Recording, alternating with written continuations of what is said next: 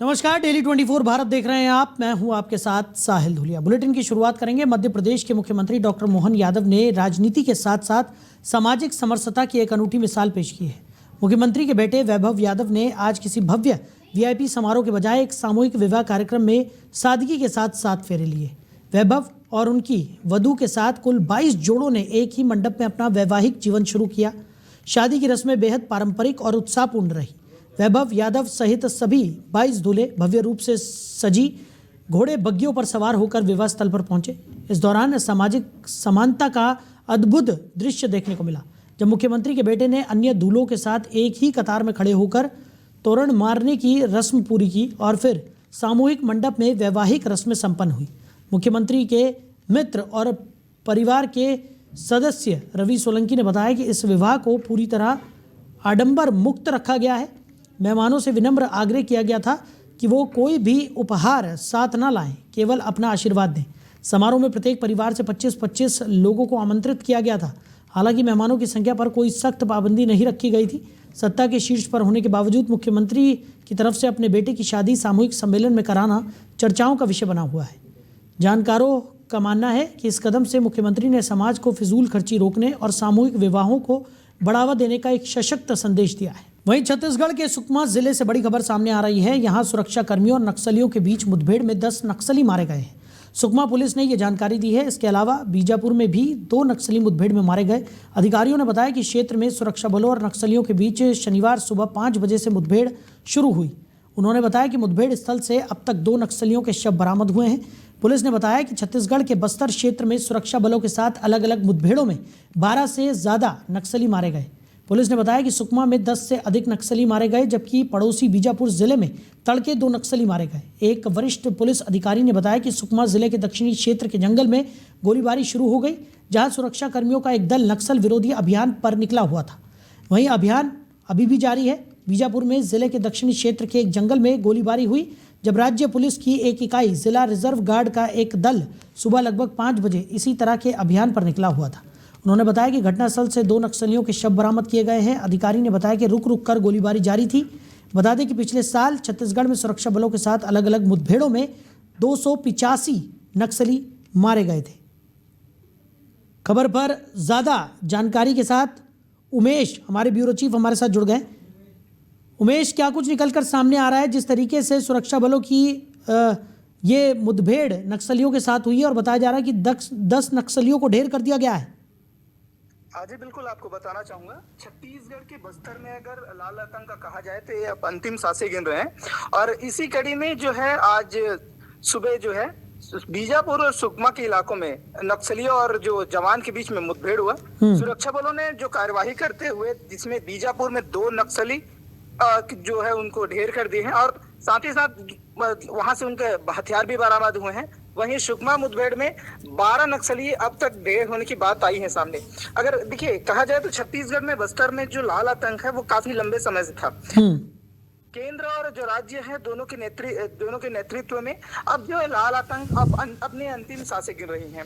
लगातार देश के गृह मंत्री और प्रदेश के गृह मंत्री दोनों ने लगातार इस पर मॉनिटरिंग की है और इसी का नतीजा है कि मार्च अंतिम तक जो एक डेडलाइन है कि प्रदेश से लाल आतंक को खत्म करने का, वो यहाँ पर होता हुआ दिखाई दे रहा है। और कहीं न कहीं एक बड़ी इसको सफलता मानी जा रही है, क्योंकि लगातार जो है माओवाद विचारधारा छोड़कर मुख्य धारा से जुड़ रहे हैं, संविधान को अपना रहे हैं। और इसी बीच में जो है एक फिर से मुठभेड़ की बात आना और इसमें कहीं न कहीं जो माओवादी है उनका मनोबल टूट रहा है और लगातार जो जवान है उनको एक सफलता ऊपर सफलता हासिल मिल रहा है। यही वजह है कि आज जो नक्सली और जवानों के बीच मुठभेड़ हुई, जिसमें कुल अभी तक जो 12 नक्सली जो है वो उनके 100 बरामद हुए हैं, जिसमें सुकमा से 2 और बीजापुर से जो है माफ कीजिएगा, जिसमें बीजापुर से 2 नक्सली के 100 और सुकमा से मुठभेड़ में 12 नक्सली ढेर होने की बात सामने आई है। बिल्कुल। और उमेश, अगर बात की जाए जिस तरीके से, क्योंकि आपने भी जिक्र किया कि गृह मंत्री अमित शाह भी लगातार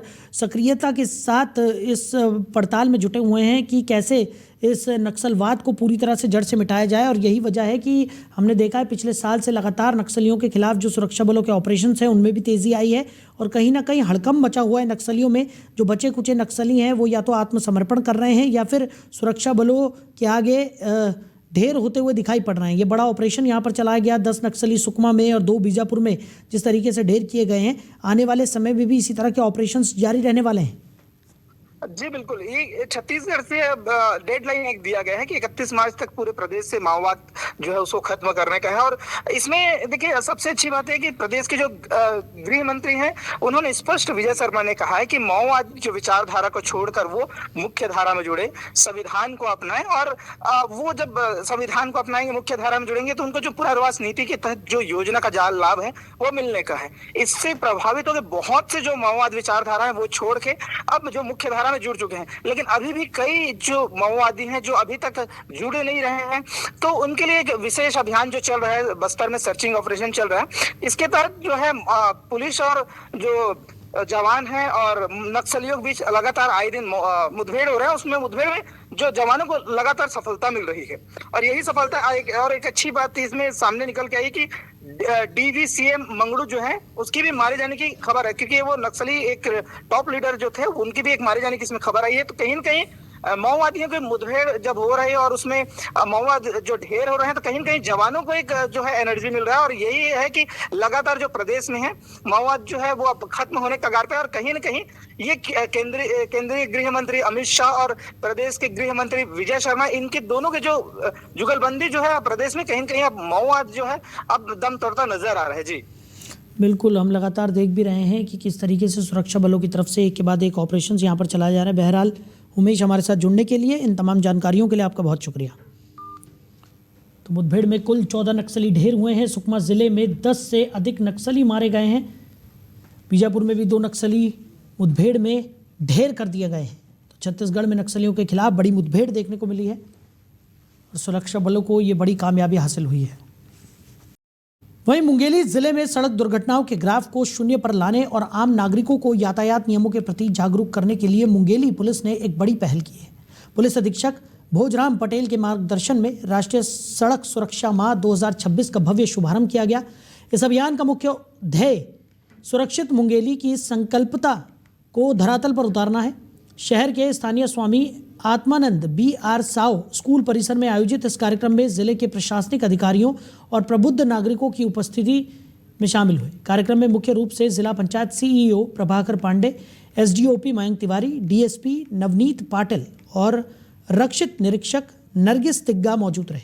इसके साथ ही NCC और स्काउट गाइड के छात्र छात्राओं ने भारी उत्साह के साथ इस जागरूकता अभियान में हिस्सा लिया। कार्यक्रम को संबोधित करते हुए ASP भोजराम पटेल भावुक नजर आए। उन्होंने कहा कि सड़क दुर्घटनाएं केवल पुलिस डायरी के आंकड़े नहीं होती, बल्कि इनके पीछे एक हंसता खेलता परिवार उजड़ जाता है। यातायात नियमों का पालन करना कोई मजबूरी नहीं, बल्कि आपके जीवन के लिए ज़रूरी भी है।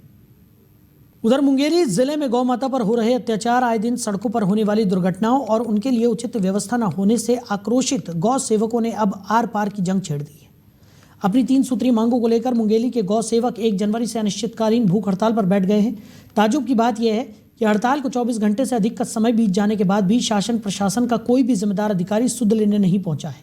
गौ सेवकों ने जिला प्रशासन के सामने अपनी स्पष्ट मांग रखी है, जिनके पूरा न होने तक उन्होंने अन्य त्यागने का फैसला किया है।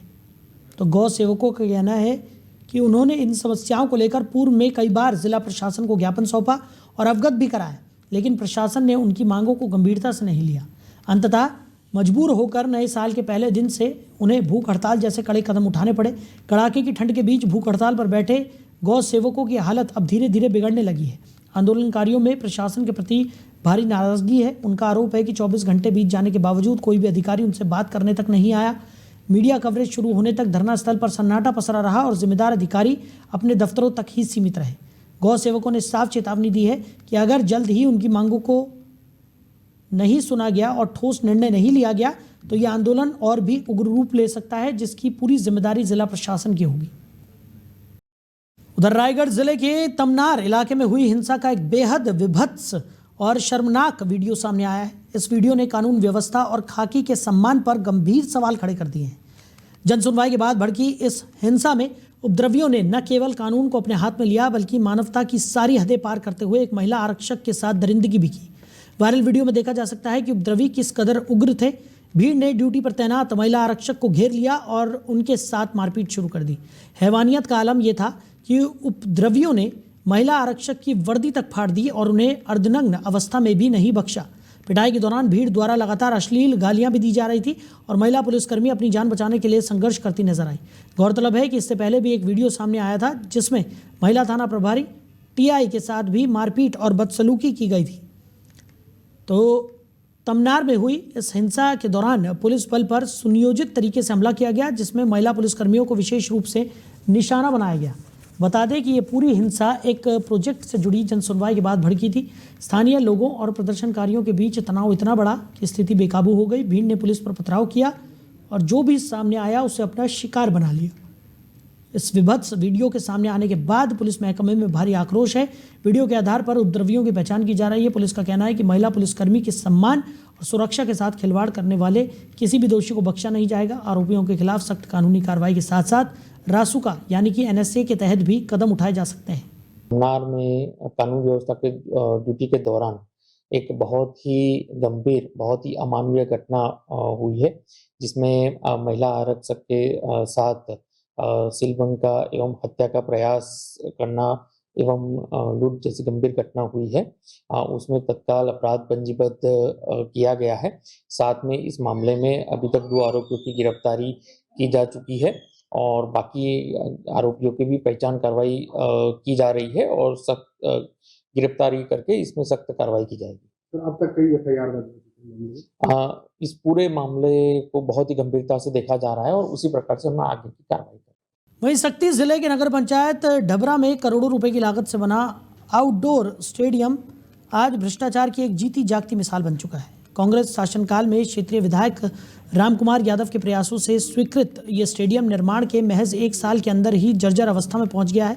नगर पंचायत डबरा द्वारा टेंडर प्रक्रिया के बाद ठेकेदार से इस स्टेडियम का निर्माण कराया गया था, लेकिन आज स्थिति यह है कि स्टेडियम की दीवारों में बड़ी बड़ी दरारें पड़ चुकी हैं, कंक्रीट उखड़ रहा है और फ्लोर की टाइल्स चकनाचूर हो रही हैं। स्थानीय लोगों का आरोप है कि ठेकेदार द्वारा निर्माण में भारी लापरवाही और घटिया सामग्री का उपयोग किया गया है, जिसके कारण करोड़ों की लागत से बना ये सर्व सुविधा युक्त स्टेडियम अब खंडर जैसा दिखने लगा है। हैरानी की बात यह है कि स्टेडियम के घटिया निर्माण के बावजूद निर्माण एजेंसी और ठेकेदार को पूरी राशि का भुगतान कर दिया गया है। इसे शासन की राशि का खुला बंदरबाट और कमीशनखोरी का नतीजा माना जा रहा है। सवाल ये उठ रहा है कि क्या अधिकारियों ने निर्माण की गुणवत्ता की जांच किए बिना ही फाइल पास कर दी। डबरा की जनता अब छत्तीसगढ़ शासन से निष्पक्ष जांच की उम्मीद लगाए बैठी है। लोगों का कहना है कि इतने बड़े पैमाने पर हुए भ्रष्टाचार में संलिप्त अधिकारियों और ठेकेदारों पर सख्त कार्रवाई होनी चाहिए। लगभग 1 वर्ष पूर्व बना था मेरे पदस्थ होने के पूर्व, और अभी जो आप लोग जो जानकारी दिए हैं टूटा है, उसके हिसाब से उसको परीक्षण करके विधिवत कार्रवाई करेंगे, जैसा भी संबंधित। पूर्ववर्ती कांग्रेस के भूपेश सरकार ने डभरा नगर पंचायत के विकास के लिए करोड़ों रुपए का सौगात दी गया और विधायक के द्वारा भागीरथी प्रयास से यहाँ पर लगभग 65 करोड़ का विकास कार्य हुआ, जिसमें से 6 करोड़ रुपया का आउटडोर स्टेडियम बनाया गया। तत्कालीन स्थानीय जनप्रतिनिधि और जो देख रेख करने वाले हैं इंजीनियर्स, पता नहीं उनके द्वारा कैसा भ्रष्टाचार किया गया कि आज की स्थिति में वो स्टेडियम जीर्ण शीर्ण होने की स्थिति में हो गया है। 2 साल हो गया भाजपा की सरकार यहाँ पर है, डबल इंजन की सरकार है।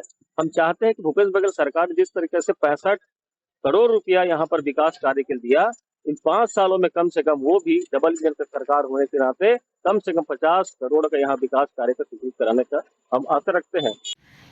पूर्ववर्ती सरकार ने निश्चित रूप से हमारे डभरा नगर विकास के लिए राशि की कमी नहीं की थी, लेकिन यहाँ धरातल में हमारे नगर पंचायत में चाहे वो सीएमओ हो, इंजीनियर हो या संबंधित ठेकेदार हैं, उन्होंने भ्रष्टाचार किया है। और मैं अभी चाहूँगा कि हमारी नगर पंचायत डभरा में भारतीय जनता पार्टी के अध्यक्ष हैं, प्रदेश में भारतीय जनता पार्टी की विष्णुदेव की सरकार है, और मैं आप लोगों के माध्यम से चाहूँगा कि जो स्टेडियम बनी है इसकी जांच होनी चाहिए। लगभग 1 वर्ष पूर्व वहीं शक्ति जिले की डबरा नगर पंचायत डबरा स्थित नेशनल कॉन्वेंट स्कूल और शंकराचार्य महाविद्यालय में शुक्रवार 2 जनवरी को वार्षिक उत्सव का आयोजन किया गया। कार्यक्रम में विद्यार्थियों ने अपनी रचनात्मकता और कला का ऐसा प्रदर्शन किया कि उपस्थित दर्शक मंत्रमुग्ध हो गए। समारोह के दौरान छात्र छात्राओं ने नृत्य, संगीत, नाटक और एकांकी के माध्यम से अपनी प्रतिभा का लोहा मनवाया। खास बात ये रही कि सभी प्रस्तुतियां न केवल मनोरंजक थी बल्कि समाज के लिए शिक्षाप्रद संदेश भी दे रही थी। बच्चों के आत्मविश्वास और उनकी मेहनत को देख अभिभावकों और अतिथियों ने तालियों के साथ उनका उत्साहवर्धन किया। स्कूल के संचालक ने गौरव के साथ बताया कि विद्यालय में पिछले 32 वर्षों से निरंतर वार्षिक उत्सव का सफल आयोजन किया जा रहा है। उन्होंने कहा कि बच्चे इस दिन का बेसब्री से इंतजार करते हैं और महज 10 दिनों की कड़ी मेहनत में वैसी शानदार प्रस्तुतियां तैयार कर लेते हैं। इस गरिमामयी समारोह में जिला पंचायत उपाध्यक्ष और शिक्षकगण उपस्थित रहे। अतिथियों ने बच्चों के उज्जवल भविष्य की कामना की और स्कूल प्रबंधन को सफल आयोजन के लिए बधाई भी दी। कार्यक्रम के अंत में विद्यालय परिवार की तरफ से सभी अतिथियों और अभिभावकों के प्रति आभार भी व्यक्त किया गया। नेशनल कॉन्वेंट स्कूल डभरा एवं श्री शंकराचार्य महाविद्यालय डभरा के संयुक्त तत्वाधान में 9 वर्ष के उपलक्ष्य में 32वां वार्षिक उत्सव का कार्यक्रम आज संपन्न हुआ। कार्यक्रम में मुख्य रूप से पंथी नृत्य, रौतनाचा, आंचलिक भक्ति नृत्य, फैशन शो का कार्यक्रम सराहनीय रहा।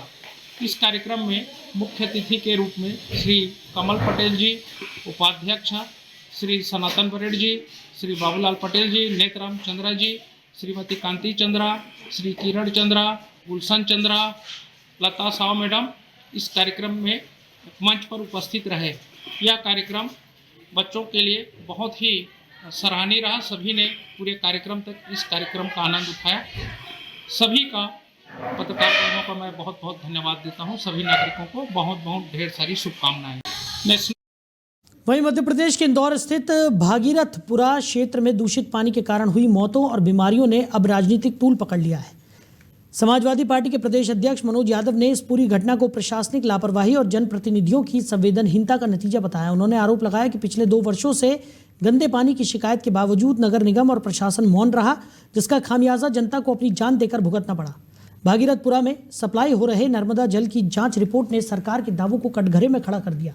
लैब रिपोर्ट के अनुसार पानी में faecal coliform, E coli, vibrio और प्रोटोजाओ जैसा जानलेवा बैक्टीरिया पाया गया। सूत्रों का दावा है कि हैजा फैलाने वाला विब्रियो कोलेरी भी पानी में मौजूद है, जो जन स्वास्थ्य के साथ सीधा खिलवाड़ है।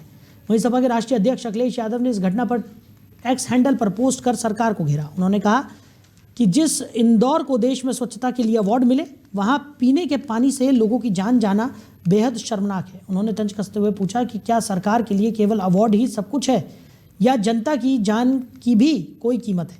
अखिलेश यादव ने यमुना और गंगा की सफाई के वादों पर भी सवाल उठाते हुए पूछा कि जब नदियां और शहर सुरक्षित नहीं तो सरकार किस मॉडल की बात कर रही है। पत्रकार साथियों, सबसे पहले आप सभी लोगों को नए साल की शुभकामनाएं। आने वाला साल सभी के लिए अच्छा हो। लेकिन दुर्भाग्यपूर्ण बात है कि साल की शुरुआत होने से पहले ही ये मध्य प्रदेश की जो हत्यारी सरकार है बार बार जनता की जान ले रही है, जिसने कुछ दिन पहले छिंदवाड़ा में 26 बच्चों की जान ले ली लापरवाही के कारण और भ्रष्टाचारी के कारण। अभी इंदौर में भी आप सबको पता है कि अभी 14 लोगों की जान जा चुकी है, जो दूषित पानी के कारण। ये जो हत्यारी सरकार है, बार बार लापरवाही के कारण इनके लोग भ्रष्ट हैं, जो ध्यान नहीं देते हैं। जो मेंटेनेंस का पैसा है, नगर निगम का हो, जल टंकियों का हो, चाहे स्वास्थ्य विभाग में जो जांचों के लिए पैसा आता है, ये कमीशन खोरी करके जांचें पूरी नहीं करते हैं, काम को केवल दिखाते हैं और उसके बाद में जनता की जान से खिलवाड़ करते हैं। इंदौर में जो भागीरथपुरा का मामला आया है, इसमें जो तथ्य सामने निकल के आए हैं, बहुत ही अगर कहा जाए तो असंवेदनशील और लापरवाही के तथ्य निकल के आए हैं। क्योंकि जो वहाँ के महापौर हैं, एक बहुत बड़ा मामला निकल के आया है कि इंदौर नगर निगम कमिश्नर अभी तक 4-5 चेंज हो चुके हैं। जो वहाँ के महापौर हैं उसकी किसी से पटती नहीं, मिस्टर पुष्पमित्र भार्गव से किसी की नहीं पटती है। वहीं इंदौर के भागीरथपुरा में दूषित जल से हुई मौतों और इस संवेदनशील मामले पर कैबिनेट मंत्री कैलाश विजयवर्गीय की तरफ से की गई विवादित शब्दावली के विरोध में गुना में युवा कांग्रेस ने मोर्चा खोल दिया। शनिवार को शहर के अंबेडकर चौराहे पर युवा कांग्रेस के नेतृत्व में तीखा विरोध प्रदर्शन किया गया, जहां कार्यकर्ताओं ने मंत्री का पुतला फूंकते हुए उनके इस्तीफे की मांग की। प्रदेश में प्रदर्शन के दौरान अंबेडकर चौराहे पर उस समय अफरा तफरी मच गई जब पुलिस और कार्यकर्ताओं के बीच पुतले को लेकर जंग छिड़ गई। जैसे युवा कांग्रेस कार्यकर्ताओं ने मंत्री के पुतले में आग लगाई, वहां तैनात भारी पुलिस बल ने पानी डालकर उसे बुझाने का प्रयास किया। इस दौरान पुलिस और कार्यकर्ताओं के बीच जमकर झूमा झपटी और धक्का मुक्की भी हुई। पुतले को पूरी तरह जलाने की जिद में युवा कांग्रेस के कुछ कार्यकर्ता आग की लपटों की चपेट में आकर आंशिक रूप से झुलस भी गए। युवा कांग्रेस जिलाध्यक्ष पंचम भील के नेतृत्व में हुए इस प्रदर्शन में कांग्रेस नेताओं ने मंत्री विजय वर्गीय के खिलाफ जमकर नारेबाजी की। प्रदर्शनकारियों का कहना था कि एक तरफ इंदौर में लोग जहरीला पानी पीकर जान गंवा रहे हैं, वहीं दूसरी तरफ जिम्मेदार मंत्री संवेदनहीन भाषा का प्रयोग कर रहे हैं। कांग्रेस ने उनके इस आचरण को लोकतंत्र के लिए काला धब्बा और शर्मनाक बताया। प्रदर्शन में शामिल वरिष्ठ कांग्रेस नेताओं और युवाओं ने दो टूक कहा कि जब तक कैलाश विजयवर्गीय अपने पद से इस्तीफा नहीं दे देते, ये विरोध प्रदर्शन पूरे प्रदेश में जारी रहेगा। उन्होंने मांग की कि सरकार केवल अवार्ड बटोरने में न लगे, बल्कि जनता को शुद्ध पेयजल उपलब्ध कराए और दोषियों पर कड़ी कार्रवाई भी हो। पानी पीने से कई लोग खत्म हो गए हैं। उस घटना को लेके अभी कैलाश विजयवर्गीय जो प्रदेश के मंत्री हैं और एक वजनदार मंत्री हैं, लेकिन उन्होंने जब पत्रकारों ने सवाल पूछा तो वो भड़क गए और कहने लगे घंटा और कुछ अपशब्दों का उन्होंने जो प्रयोग किया, उसकी हम लोग कांग्रेस पार्टी और युवक कांग्रेस के लोग उसकी घोर निंदा करते हैं। क्यों कि प्रजातंत्र में इस तरह की जो तानाशाही है, ये बिल्कुल कतई कांग्रेस का एक एक कार्यकर्ता बर्दाश्त नहीं करेगा। एक तो आप लोगों के शासन में आप अच्छी व्यवस्था जनता को नहीं दे पा रहे, और उल्टा आप अगर आपसे कोई सवाल करता है तो उसके खिलाफ आप अपशब्दों का प्रयोग करते हैं। हम इन अपशब्दों की घोर निंदा करते हैं और हमने अभी यहाँ पे अंबेडकर चौराहे पर उन कैलाश विजयवर्गीय जी का अभी पुतला दहन किया है युवक कांग्रेस के नेतृत्व में। तो हम यही कहना चाहते हैं कि इस तरह की तानाशाही नहीं चलेगी और कैलाश विजयवर्गीय के लिए तत्काल मंत्रिमंडल से बर्खास्त करना चाहिए, ये हमारी मांग है। धन्यवाद। वहीं इंदौर में भागीरथपुरा क्षेत्र में दूषित पानी पीने से हुई मासूमों की मौत के मामले में शासन ने भी कड़ा रुख अख्तियार कर लिया है। संभाग आयुक्त डॉक्टर सुदाम खाड़े ने नगर निगम आयुक्त दिलीप कुमार यादव के प्रस्ताव पर त्वरित कार्रवाई करते हुए कार्यपालन मंत्री संजीव श्रीवास्तव को तत्काल प्रभाव से निलंबित भी कर दिया है। संभाग युक्त के तहत जारी आदेश के अनुसार भागीरथपुरा में हुए दुखद घटनाक्रम में संजीव श्रीवास्तव की तरफ से अपने पदीय दायित्वों के निर्वहन में घोर लापरवाही और उदासीनता बरती गई। प्रारंभिक जांच में उनकी गंभीर त्रुटियां सामने आई हैं, जिसके बाद उन्हें सस्पेंड कर उनका मुख्यालय मुख्य अभियंता लोक स्वास्थ्य यांत्रिकी विभाग PHE इंदौर निर्धारित किया गया है।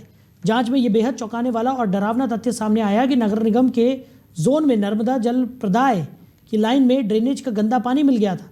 इसी दूषित और संक्रमित पानी को पीने के कारण क्षेत्र के नागरिक गंभीर रूप से बीमार हुए और कई मासूमों की जान भी चली गई। संजीव श्रीवास्तव मूल रूप से लोक स्वास्थ्य यांत्रिकी विभाग के अधिकारी हैं और वर्तमान में नगर निगम इंदौर में कार्यपालन यंत्री के रूप में प्रतिनियुक्ति पर तैनात थे।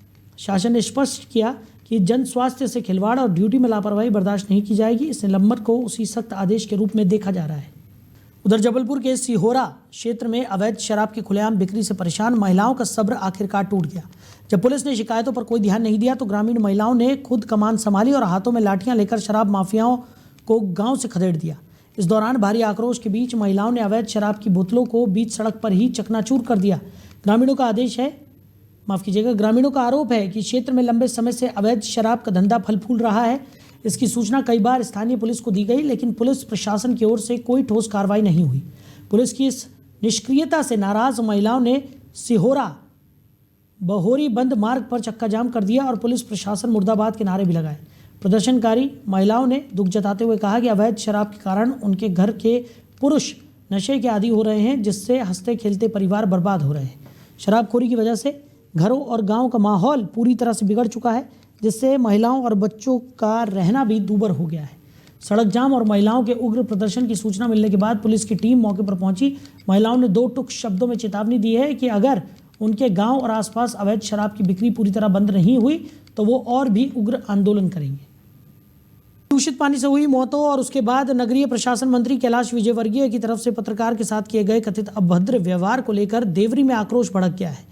शनिवार को युवा कांग्रेस ने देवरी के सरदार वल्लभ भाई पटेल चौराहे पर इकट्ठा होकर मंत्री कैलाश विजयवर्गीय और भाजपा सरकार के खिलाफ जमकर नारेबाजी की और उनके इस्तीफे की मांग भी की। युवा कांग्रेस के पदाधिकारियों ने बताया कि इंदौर में दूषित पानी पीने से 14 लोगों की जान जा चुकी है। जब इस संवेदनशील मामले पर एक पत्रकार ने मंत्री कैलाश विजयवर्गीय से सवाल किया तो उन्होंने कथित तौर पर अपशब्द का इस्तेमाल पत्रकार के साथ किया। इसी संवेदनहीन व्यवहार के विरोध में युवा कांग्रेस ने मोर्चा खोल दिया है। युवक कांग्रेस विधानसभा अध्यक्ष शुभम शर्मा के नेतृत्व में हुए इस प्रदर्शन में कांग्रेस नेताओं ने कहा कि एक तरफ जनता मर रही है और दूसरी तरफ जिम्मेदार मंत्री सवाल पूछने पर पत्रकारों को अपमानित कर रहे हैं। प्रदर्शन के दौरान भाजपा सरकार मुर्दाबाद और कैलाश विजयवर्गीय इस्तीफा दो के नारे लगाए गए। इस विरोध प्रदर्शन में मध्य प्रदेश कांग्रेस कमेटी के नगर अध्यक्ष सहित कांग्रेस के तमाम पदाधिकारी और कार्यकर्ता भी बड़ी संख्या में उपस्थित रहे। आज इंदौर में भागीरथपुरा है, वहाँ पे जो जल संकट जो हुआ है जिसमें दूषित पानी पाया गया, उसमें करीबन 100 से 150 लोग अभी अस्पताल में भर्ती हैं और जितना न्यूज़ से हम लोगों को सुनने में आ रहा है कि 10 से 15 लोगों की मृत्यु भी हो गई है। ऐसे घोर लापरवाही का पहले नंबर जिम्मेदार कौन है? तो जो हमारे कैलाश विजयवर्गीय जी है, जो नगरीय प्रशासन मंत्री और इंदौर शहर जो सबसे साफ स्वच्छ शहर माना जाता है, उसके लापरवाही के तहत युवक कांग्रेस पूरे मध्य प्रदेश में और पूरे भारत में यही मांग कर रही है कि कैलाश विजयवर्गीय को यह जिम्मेदारी लेके उनको इस्तीफा देना पड़ेगा और हम युवक कांग्रेस के सभी साथी उनका इस्तीफा ही लेकर मानेंगे और जो परिवारजन हैं उन सभी को न्याय मिले। आज जो 2-2 लाख रुपए जाके दे रहे हैं तो एक मौत 2 लाख के बराबर है क्या? नहीं, उनको पूरा मुआवजा मिले। वो कांग्रेस पूरे मध्य प्रदेश में कांग्रेस आज जो 15 लोगों की भारतीय जनता पार्टी की लापरवाही और तानाशाही से हुई मौत है, 1500 से ज़्यादा लोग बीमार हैं और 15 लोगों की मौत हुई है, जिस पर हास्यपूर्ण रवैया नगरीय प्रशासन मंत्री कैलाश विजयवर्गीय जी का। तो फिलहाल इस बुलेटिन में मेरे साथ इतना ही। आप बने रहिए। नमस्कार।